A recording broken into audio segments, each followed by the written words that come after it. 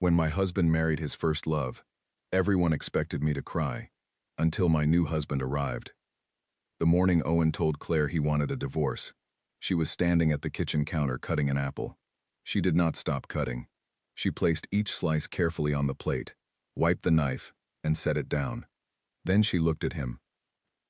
He was standing in the doorway in his work shirt, the one she had ironed 2 days ago. He had his keys in his hand. He had clearly planned to say it, and then leave immediately, which told her everything she needed to know about how long he had been practicing this moment. "I want us to separate," he said. "I think we both know it has not been right for a long time." She picked up her plate and walked past him to the dining table. "Okay," she said. He blinked. He had expected something else. Tears. Maybe. Questions. An argument that would let him feel like the reasonable one. She gave him none of it. "We can talk about the details later," she said, and she sat down and began eating her apple. Owen left for work. He came back that evening looking like a man who had spent the entire day waiting for a storm that never arrived. Claire had already moved her toiletries to the guest bathroom. She had made dinner, chicken and roasted potatoes, because she had planned to make it before he said what he said, and there was no reason to change that.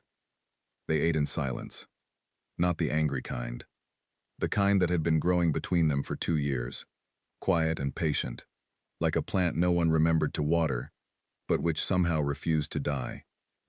That night, lying in what had become her half of a shared bed, Claire thought about the first time she had known. Not suspected, known. It had been 7 months ago, at his cousin's birthday party. A woman named Diana had walked in from across the room, tall, composed, wearing a green dress that looked like it had been made specifically for her, and Owen had gone very still. It was not the stillness of a man seeing an old friend. It was the stillness of a man whose past had just walked into the room wearing a green dress. Claire had watched him watch Diana for 3 seconds. That was all she needed. She had not said anything that night. She had not said anything for the 7 months that followed. She had watched, quietly, as something shifted in Owen. He started leaving the house with more care. He started checking his phone with a kind of private attention. He started talking about Diana in casual sentences. Diana's back from Melbourne. Diana mentioned a good restaurant there, dropping the name like it was nothing, like it was not the epicenter of everything. Owen and Diana had been together before Claire. Everyone in his circle knew it. First loves in small towns carry weight. Claire had known about Diana from the beginning, and had never been threatened by her because Diana had been in Melbourne for 5 years, and distance, Claire had believed, was its own answer. Distance turned out not to be a permanent answer. It was just a delay. The paperwork took 3 months. Claire's lawyer, a sharp, no-nonsense woman named Patricia who wore reading glasses on a chain and spoke in very short sentences, handled everything efficiently. Claire asked for what was fair, and not a single thing more. Patricia told her she could ask for more. Claire said no. "Why not?" Patricia asked, looking at her over the reading glasses. "Because I do not want to carry it," Claire said. Patricia wrote something down and said nothing else about it. The day Claire signed the final papers, she drove to the coast. It was a Tuesday in late October, gray and cold, the sea the color of old steel. She sat on a bench near the water and ate a sandwich she had bought from a petrol station, and she thought, this is the first meal of a different life. It did not feel like freedom yet. It felt like standing in a room after all the furniture has been removed. Strange, echoey, bigger than expected. She drove home. She made a list. She had always made lists.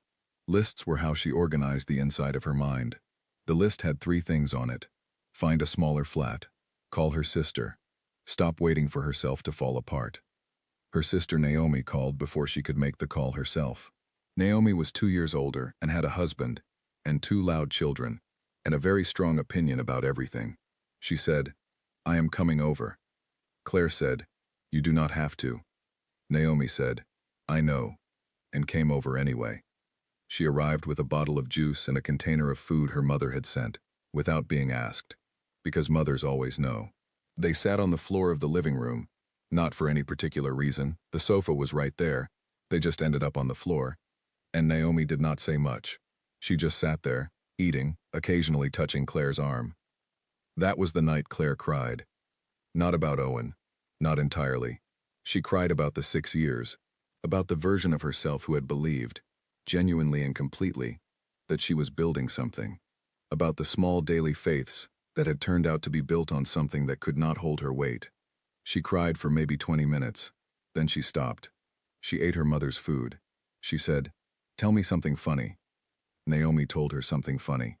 They laughed. Naomi left at midnight. Claire washed the dishes, turned off the lights, and went to bed. The following morning, she woke before her alarm. She lay in the quiet for a moment, listening to the particular silence of a home that is only yours now. Then she got up, made tea, and sat at the table with a notebook. She was 31 years old. She had a job she was good at. She managed operations for a mid-sized logistics company and had been told more than once that she was the reason the department ran the way it did. She had her sister. She had her mother, who communicated primarily through food containers delivered without notice. She had friends, real ones, the kind who showed up.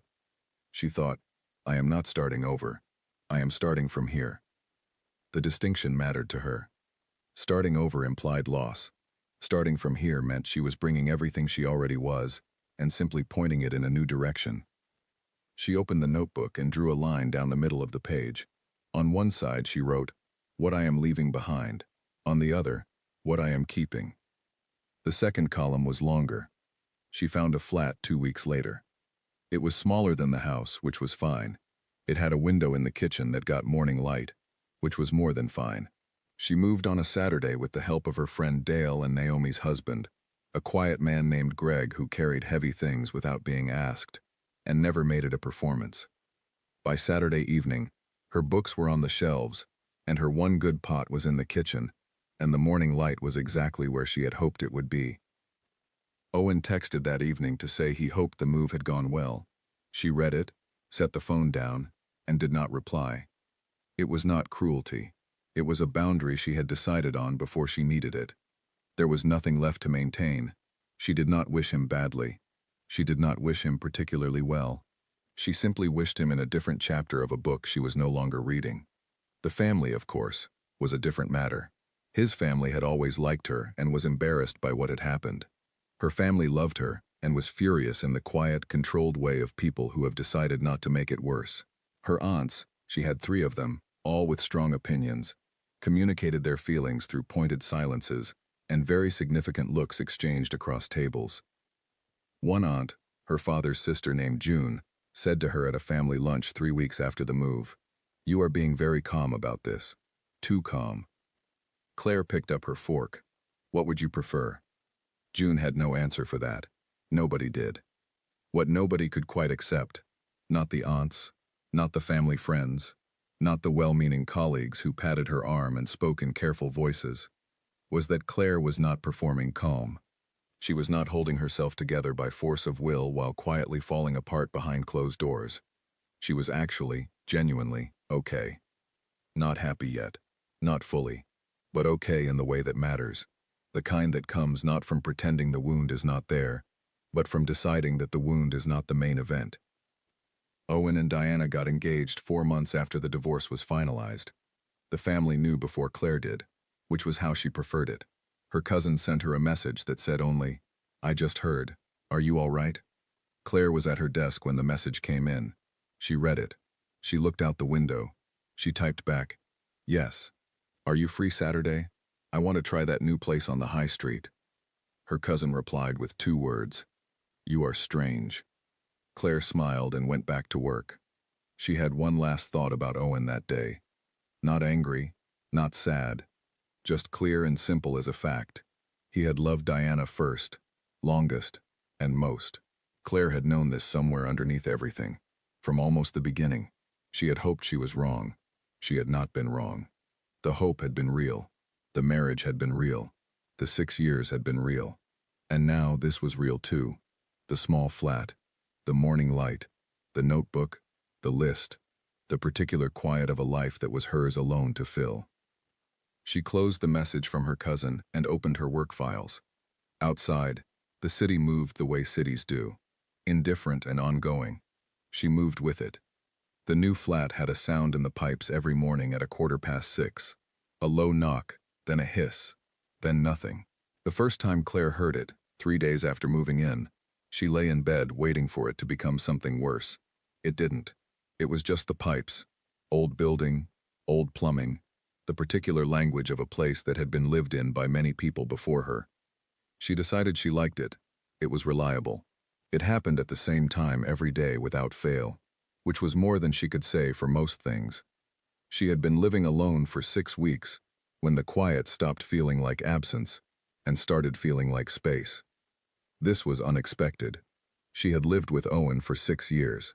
She had organized her mornings around the sound of another person in the house. The shower running, the kettle, the particular way he moved through the kitchen without turning on the radio because he preferred silence before 9. She had thought she would miss the sound of being with someone. She missed some things, not that.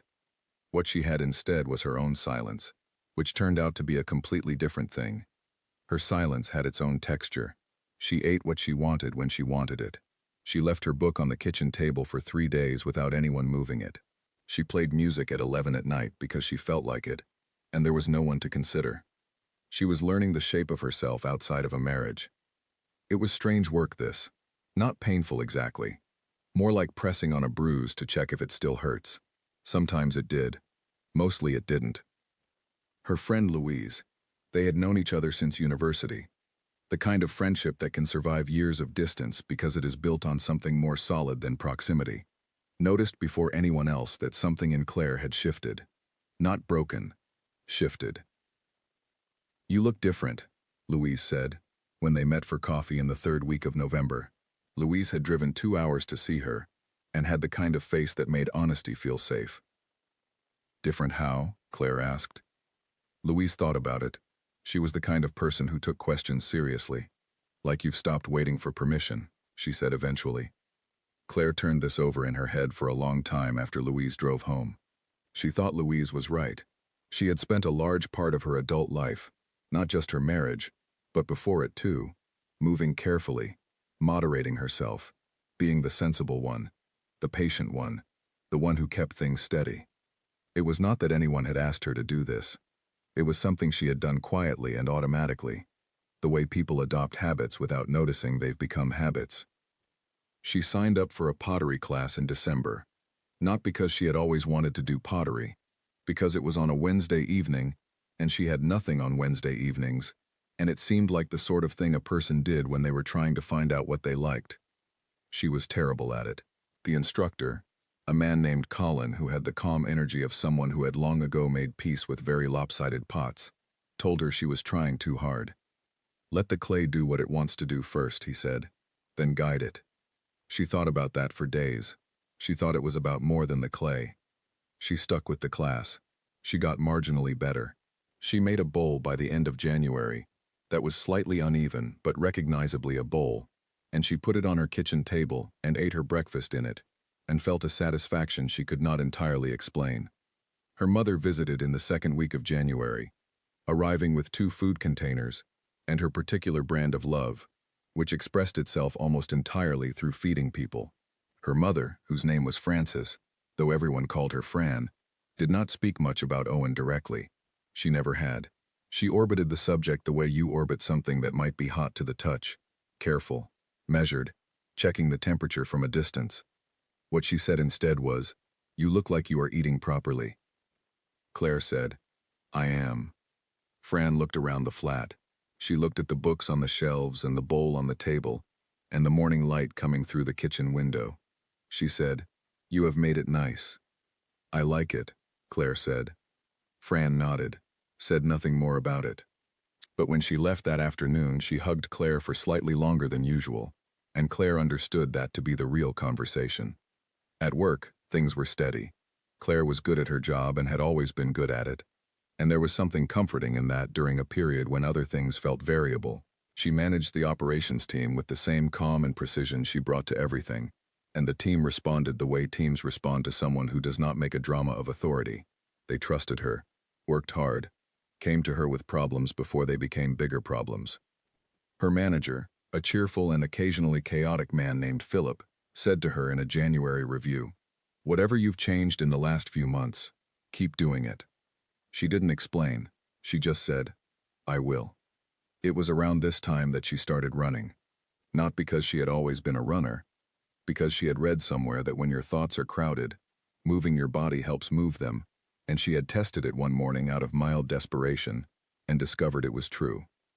By February, she was running 4 mornings a week, early, before the city was fully awake. The park near her flat was empty at that hour except for a few dogs and their quiet owners, and the occasional other runner who kept their eyes forward and did not intrude. She liked these mornings very much. She liked the cold and the rhythm and the way her mind went simple and clear when her body was moving. She liked that it was something she had found herself, not been given. It was on one of these morning runs in late February that she first saw the man she would eventually think of as a turning point, though she did not know it at the time. She had no idea what he was yet. He was just a man on the path who said morning as he passed, the way runners do. She said morning back and kept going. She thought nothing of it. She had things to do. In March, Owen and Diana set a date for their wedding. Claire did not know this directly.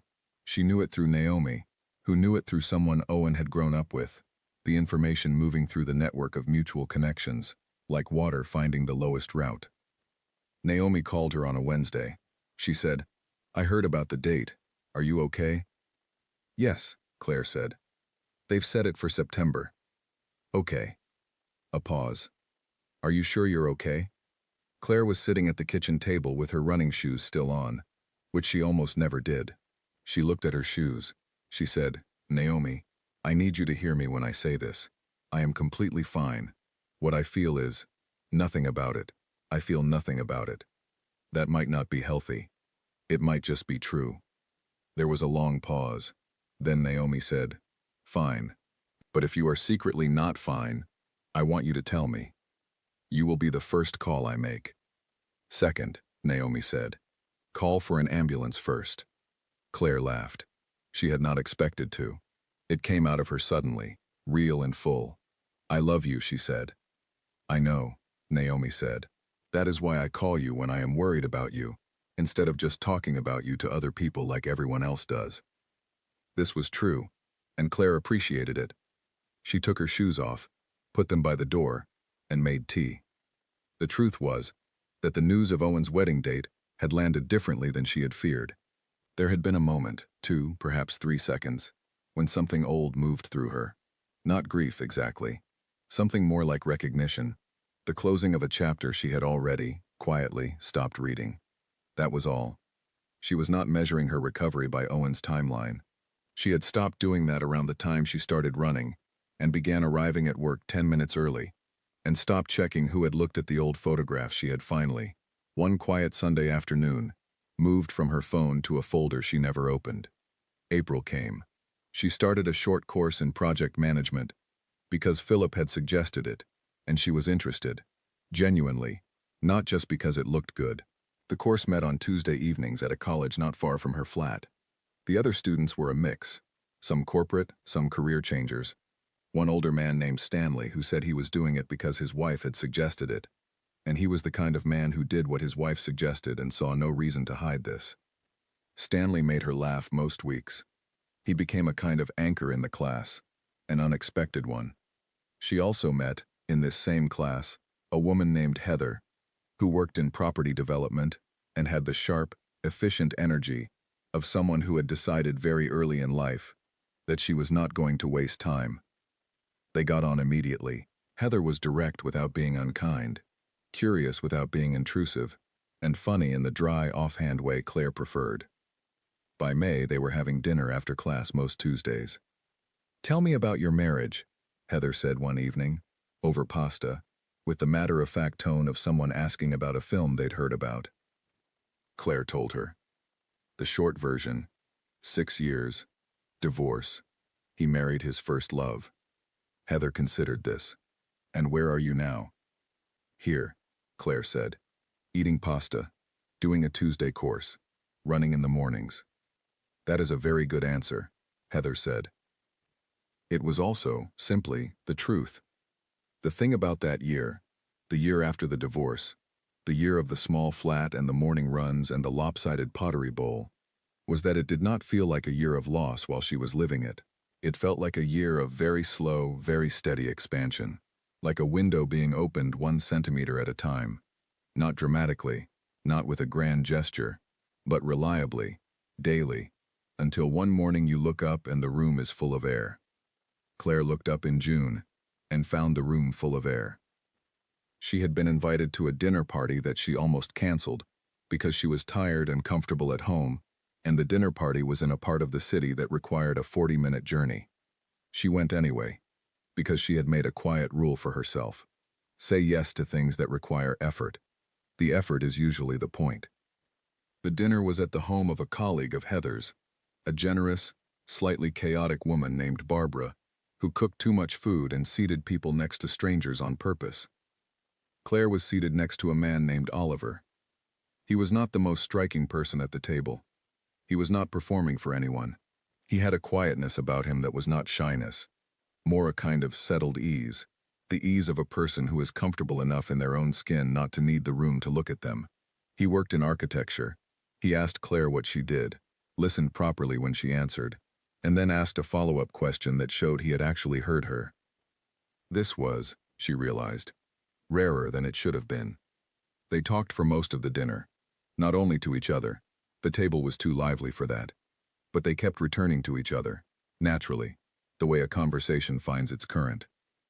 When dinner ended and people were pulling on coats in Barbara's hallway, Oliver said, "I'd like to have coffee sometime, if you'd like that." She looked at him for a moment.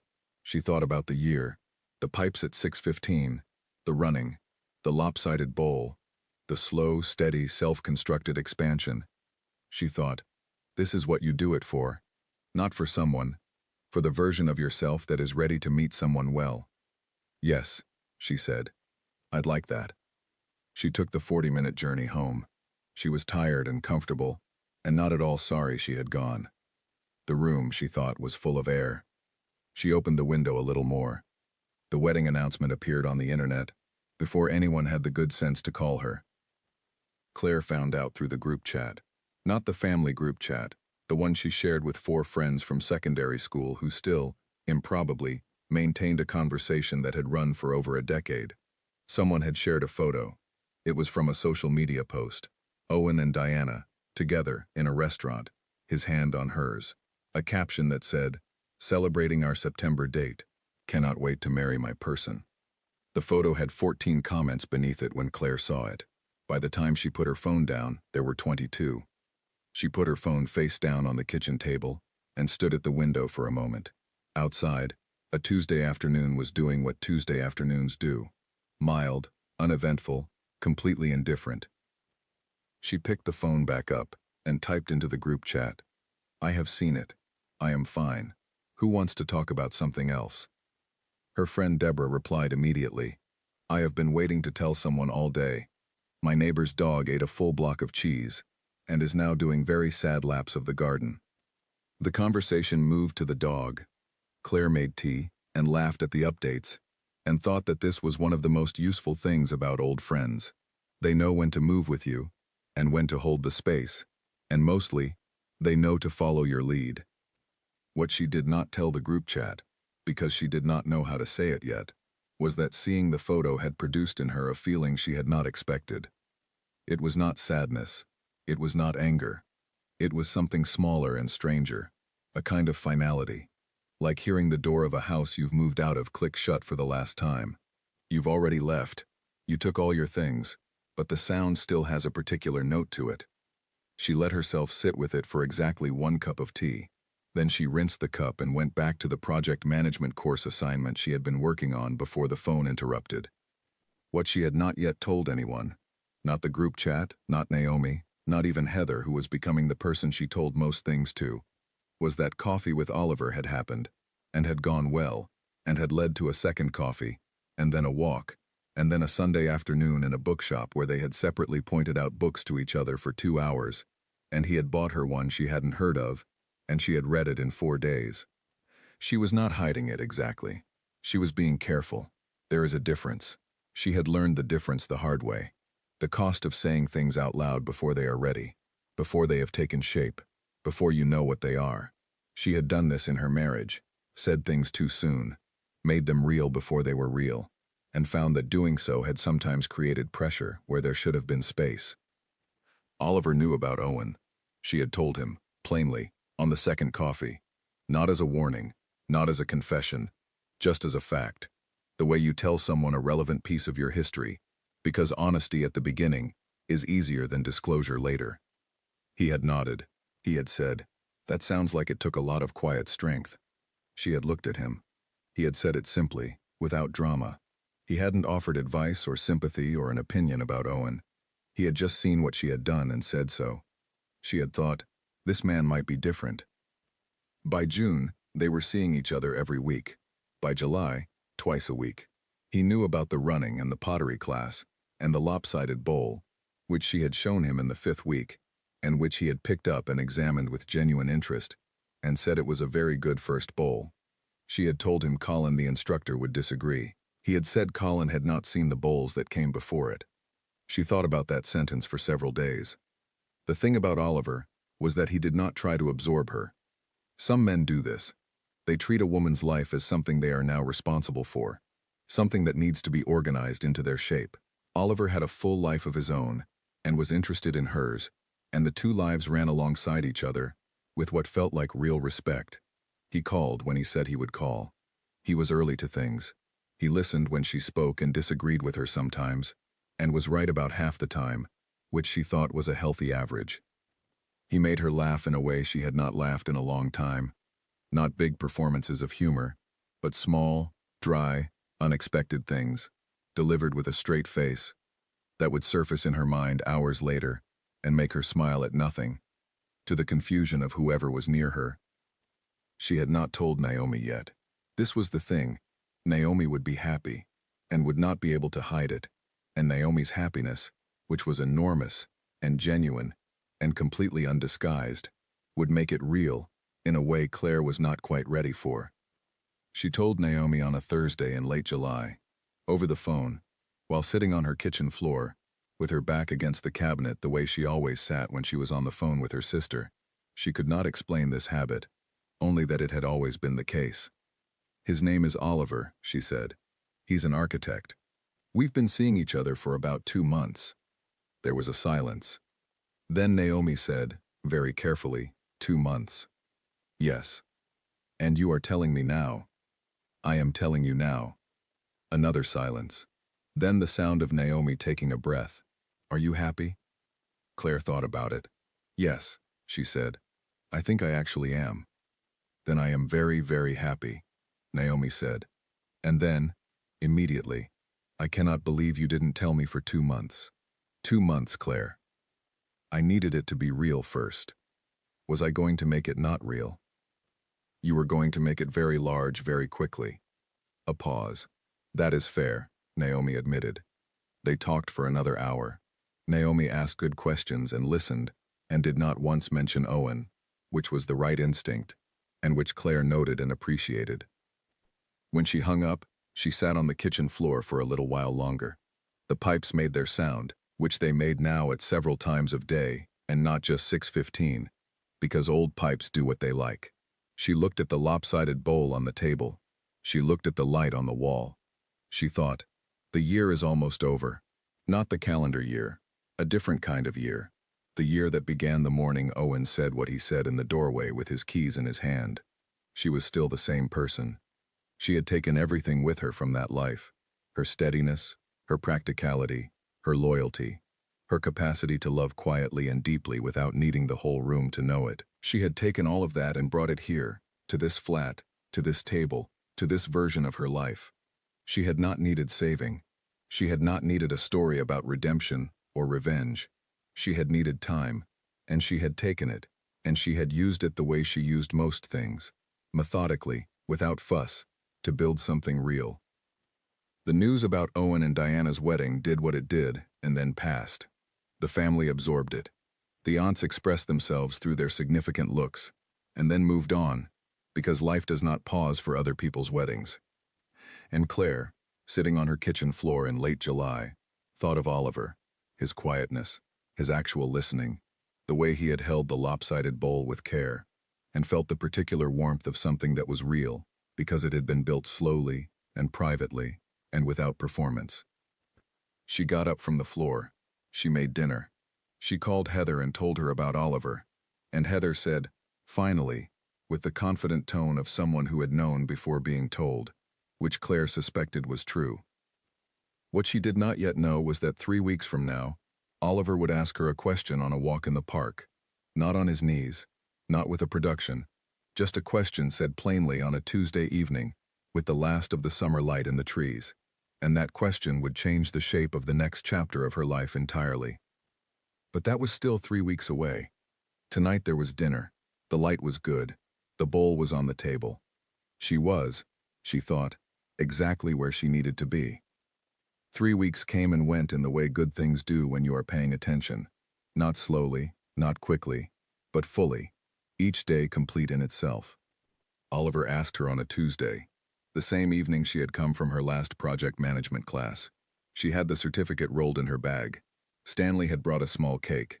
Heather had met her at the building entrance beforehand and hugged her with the enthusiasm of someone celebrating a victory they had personally invested in. It had been, by any measure, a good evening before the walk. They went to the park the way they often did on Tuesdays, because it was the natural end to those evenings, the walk that settled the day.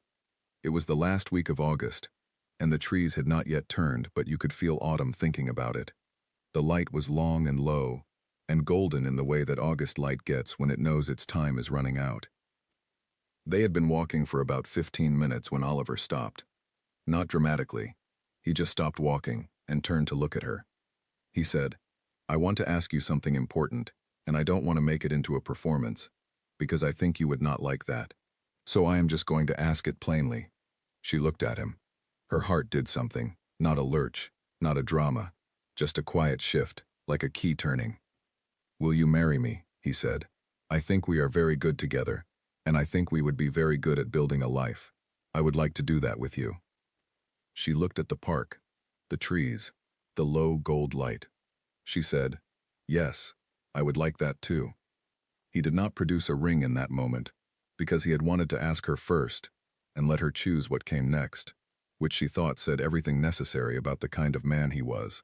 They walked back to the flat together and she made tea, and they sat at the table with the lopsided bowl between them, and talked about the future simply and practically, and with the specific pleasure of two people who have found something real, and are not going to ruin it by pretending it is more complicated than it is.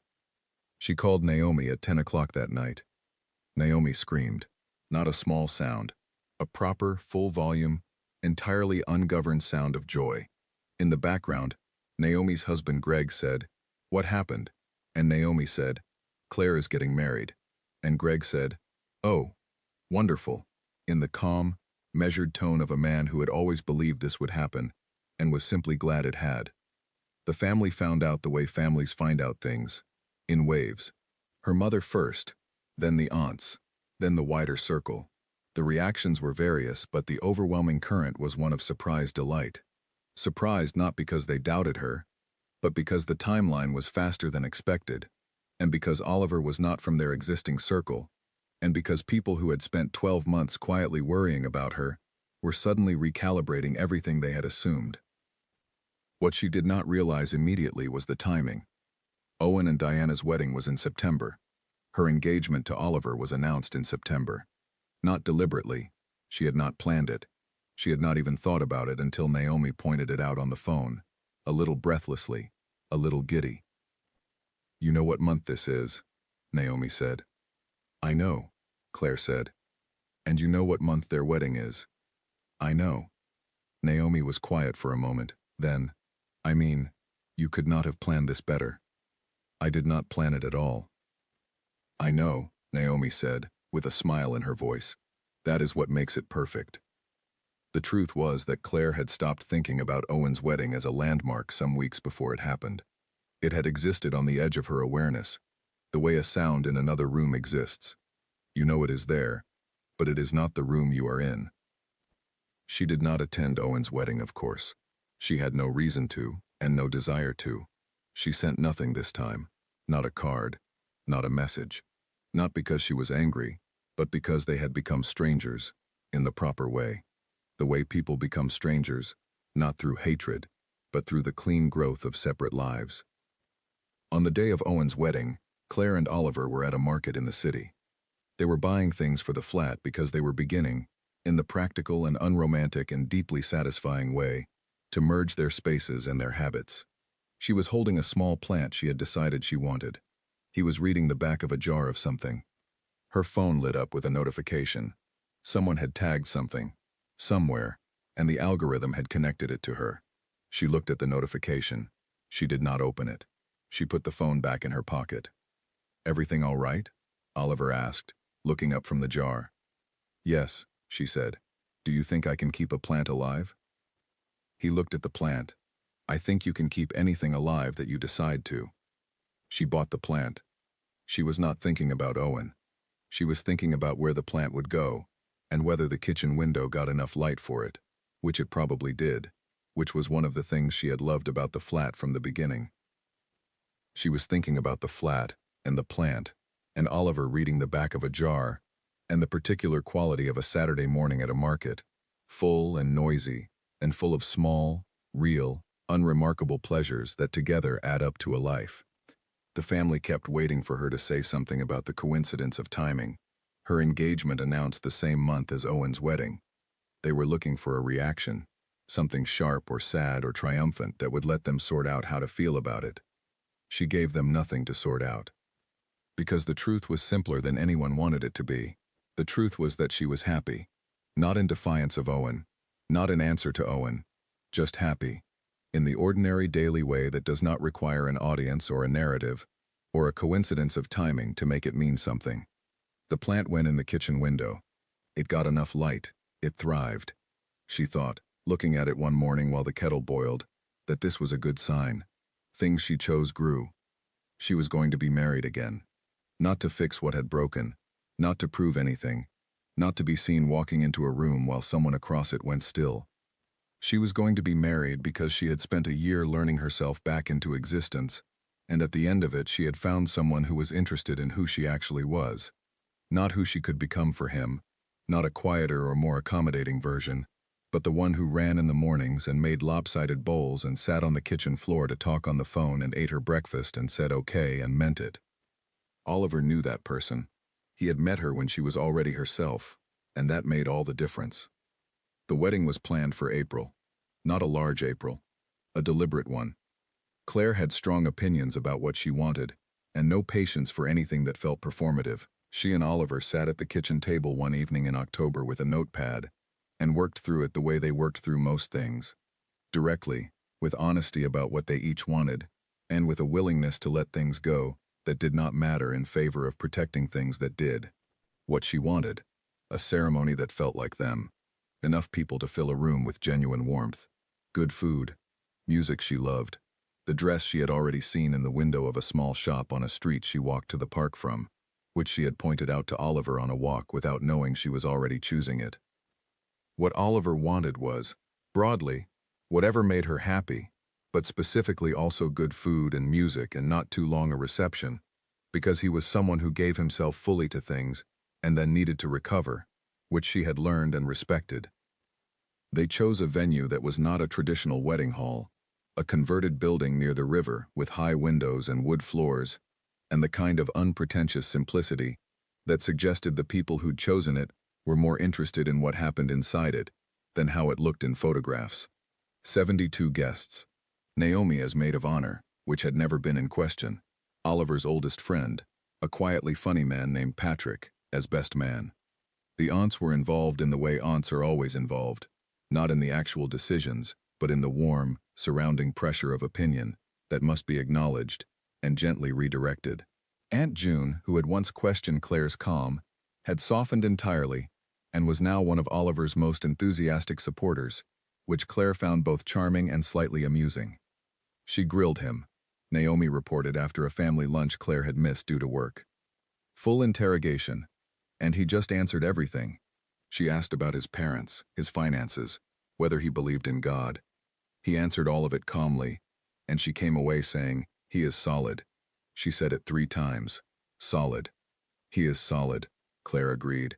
She never called Owen solid, Naomi said. Claire said nothing. She did not need to. February brought the final preparations. The dress, the one from the shop window, which fit as though it had been made for the occasion it was about to serve, was ready. The menu was confirmed. The music, which Oliver had given significant thought to, was a mix of things they both loved.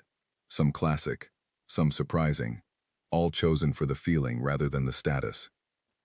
Heather had appointed herself unofficial coordinator of several things nobody asked her to coordinate, and Claire had let her because Heather's organizational energy was a force of nature, and it was easier to aim it than to resist it. Naomi cried at the dress fitting. Not sadly. Naomi cried the way she did everything, fully and without apology. She stood in the small fitting room and pressed her hand to her mouth and said, "You look like yourself, like the best version of yourself. You look like you again."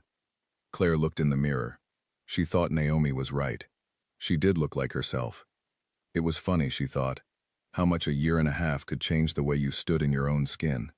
She had not known, in that kitchen on the morning Owen said what he said, that the result of all of it would be this: standing in a dress that was exactly right, looking in a mirror and recognizing the person looking back.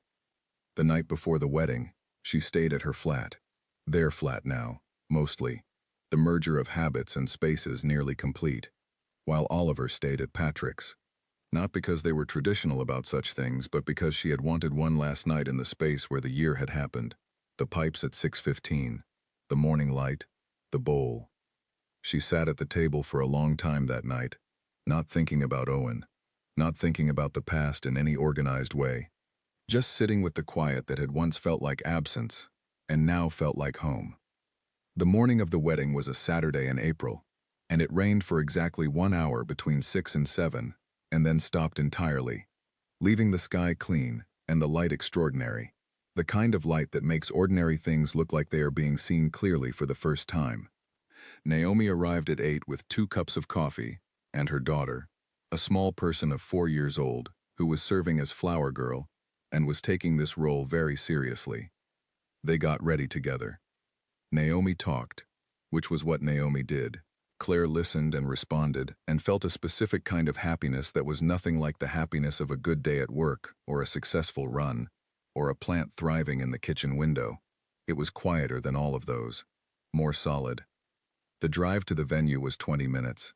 Naomi's husband Greg drove because he was the kind of man who drove without being asked, and he played the radio at a low volume and did not make speeches, and Claire loved him for it. When they pulled up to the converted building near the river, Claire could see through the high windows that the room was already full. She could see the warmth of it, the people she had chosen.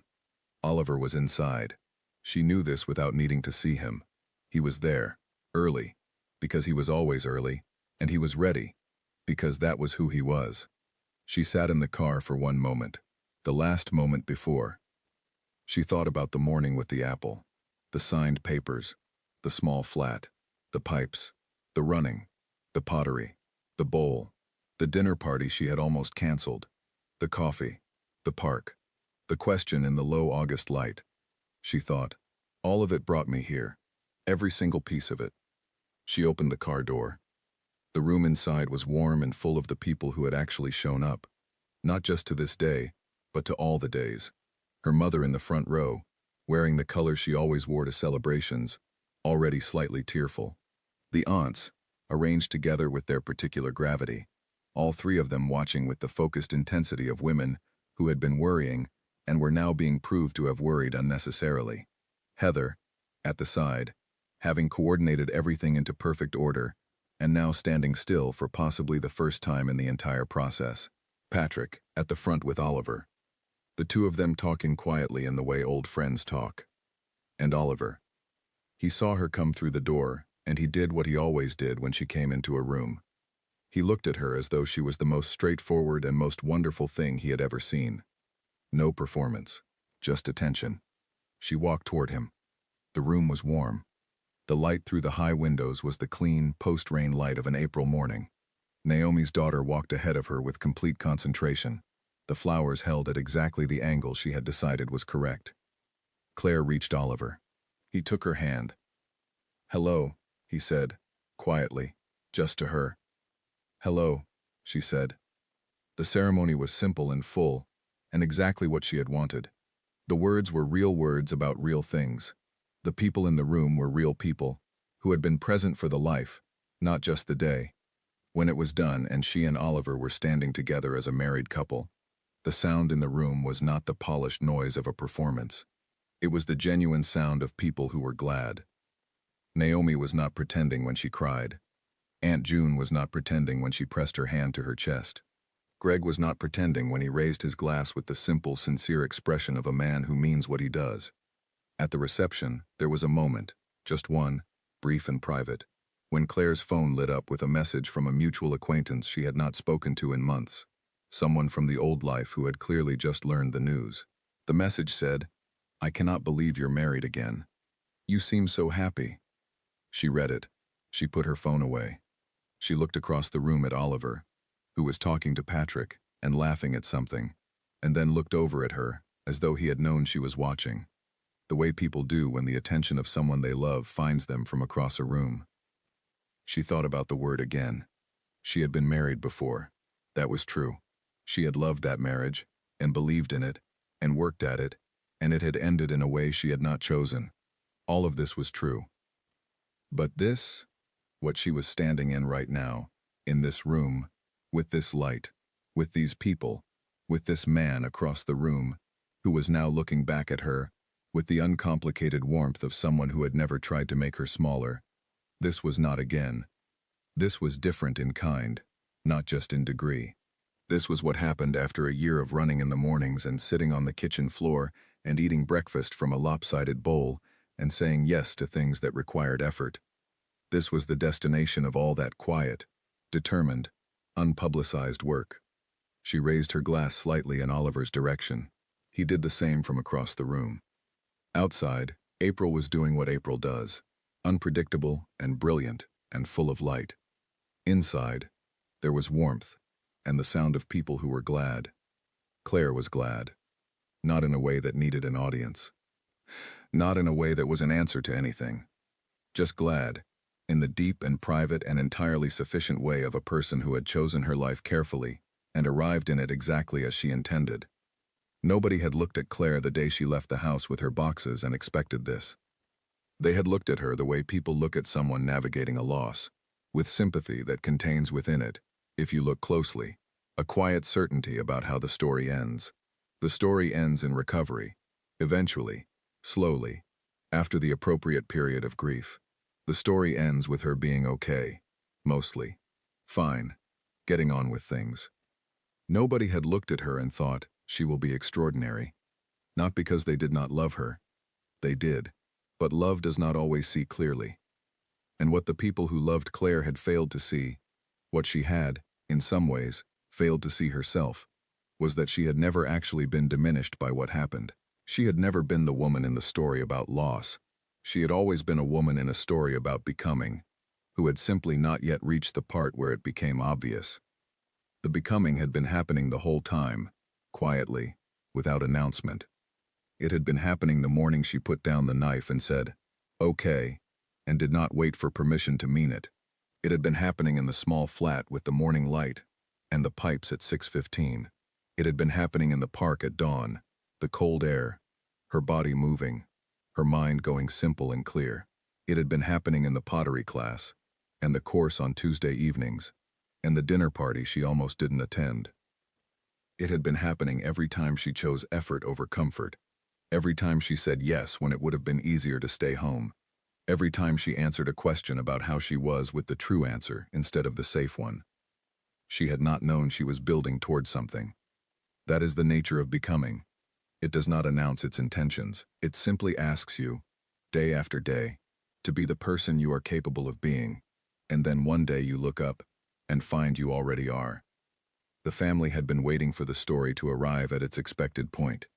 The expected point was, eventually, Claire recovers. Eventually, Claire meets someone. Eventually, Claire is okay. The story had bypassed expected entirely and gone somewhere they had not anticipated. Owen and Diana were, as far as she knew, doing well.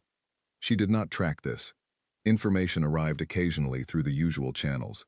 A mutual acquaintance, a social media post glimpsed in passing, and she received it the way you receive weather reports about a city you no longer live in. Relevant once, not now. She held no bitterness. This was not an achievement. It was simply where she had landed after honest reflection. The marriage had run out of something necessary, and Owen had known it before she wanted to. And the ending, though painful, had not been malicious. People fall out of love. People return to old loves. These things happen. They had happened to her, and she had survived them, and come out of the other side into a life that was, by any real measure, better than the one she had been in. She was not glad the marriage had failed. She was not glad to have gone through the year of difficulty. But she was not going to pretend that the difficulty had not produced something valuable. It had. It had produced her, the version of herself that ran and made bowls and sat on the kitchen floor and chose carefully and loved clearly. She was grateful for that version of herself. She thought that version deserved everything she now had. In the months after the wedding, life settled into the shape that good lives settle into. Not dramatic, not a series of events designed to hold an audience, but full, interesting in the quiet, daily way that is more sustaining than excitement. She and Oliver moved into a larger flat together, not the flat she had lived in alone, though she had loved it, but somewhere new that belonged to both of them from the beginning, which felt right. It was on the same side of the city as the park. It had better kitchen windows, which Oliver had noticed and mentioned before she did, which told her he had been paying attention. The lopsided bowl came with them. It sat on the table in the new flat the same way it had sat in the old one. Oliver once pointed it out to Patrick when Patrick came for dinner, and Patrick had picked it up and said, "It is charmingly bad," which Claire thought was the most accurate description it had received. She finished the pottery course eventually. She was no longer as terrible as she had been. She made a second bowl that was noticeably better, and she put it next to the first one on the table, and the contrast between them was visible, and she liked that. She liked that you could see the progression. She liked that the first one was not hidden. Her relationship with Naomi deepened in the way relationships deepen when you have been through something real together. Not through crisis, but through honesty. They called each other more than they used to. They had started a habit of a monthly dinner, just the two of them, which they protected with the firmness of two people who understand that the things that matter require protection. Aunt June brought Oliver a jar of her marmalade at Christmas, which was the highest honor June could bestow, as Naomi pointed out with great glee. Heather remained exactly herself, which was one of the more reliable things in Claire's life, and one of the things she appreciated most about her. Heather had her own life in full. The property work, a relationship that was progressing in the direct and efficient manner of everything Heather undertook, and they moved alongside each other with the companionable ease of women who have chosen to show up for each other without drama or obligation. At work, Claire was promoted in the spring. Philip, who was leaving to start something of his own, had recommended her for his position. She got it not because she had been trying to get it, but because she had spent the last year and a half being exactly who she was at her best, and it had become visible. She did not celebrate it as more than it was. She celebrated it correctly. Dinner with Oliver and Naomi and Greg, Naomi's daughter who was now demanding to sit next to Aunt Claire at all meals, and Oliver's friend Patrick, who had become, quietly, part of the circle. They drank good wine and ate well, and the evening was warm and easy and real. The person Claire had been on the morning Owen told her he wanted to leave, the one who kept cutting the apple, who said okay and did not explain it, who drove to the coast on a Tuesday to eat a petrol station sandwich on a bench in the cold. That person had known something, not consciously, not with plans or certainty, but somewhere underneath the immediate difficulty, there had been a knowledge. The knowledge was this: she was not finished. She was, in fact, barely started. She had not known what she was moving toward. She had simply known she was moving. She had kept her feet going in the direction of her own life, day after day, without waiting to be given it, and she had arrived. People who knew the broad strokes of the story sometimes said things to her that were meant as compliments, but that revealed the way they had framed it in their minds. They said things like, "You really showed everyone," or, "You came back stronger," or, "It must feel amazing given everything." She accepted these with grace because she understood they came from goodwill, but they were not quite right. She had not come back stronger. She had not shown anyone anything. She had not been in a competition that she had ultimately won. She had just lived, carefully and honestly. She had made choices that were true to who she was, instead of who the situation seemed to require her to be. She had let herself hurt when she was hurt, and heal when she was ready. She had expanded into the space the year had opened up, and she had filled it with real things: work and friendship and mornings and bowls and a man who read the backs of jars and asked her a question plainly in low August light. The story was not one of victory over defeat. It was quieter and more interesting than that. It was the story of a woman who had been expected to fold and had not folded, not because she was fighting the expectation, but because she was too busy being herself to perform anyone else's version of her. On a Sunday in October, almost exactly 2 years after Owen had stood in the doorway with his keys in his hand, Claire was at the kitchen table with her second bowl and her tea, and a book she had been reading slowly for pleasure. Oliver was somewhere in the flat, doing something quiet. She could hear him in the way you hear someone whose presence is familiar and comfortable. Outside, the city was doing what it did. The trees in the park would be turning. The light would be the specific low gold of October. She was 33 years old. She had her work, and her sister, and her friends, and her husband, and her mornings, and her plants. The one from the market had become 3, and the pipes that spoke at 6:15. She had her lopsided bowl, with its visible evidence of where she had started. She had a life that was hers in every dimension that mattered. She turned a page. Outside, the light was gold. Inside, everything was still. She was exactly where she had decided to be. And nobody, not a single one of the people who had looked at her in that difficult year with their various versions of sympathy and expectation, had seen it coming. That, she thought, finishing her tea, was the most satisfying thing of all. Not the proving, not the arriving. The fact that she had done all of it quietly, in plain sight, without waiting for anyone to notice. She had simply lived her life, completely, deliberately, on her own terms. And it had turned out to be a very good one.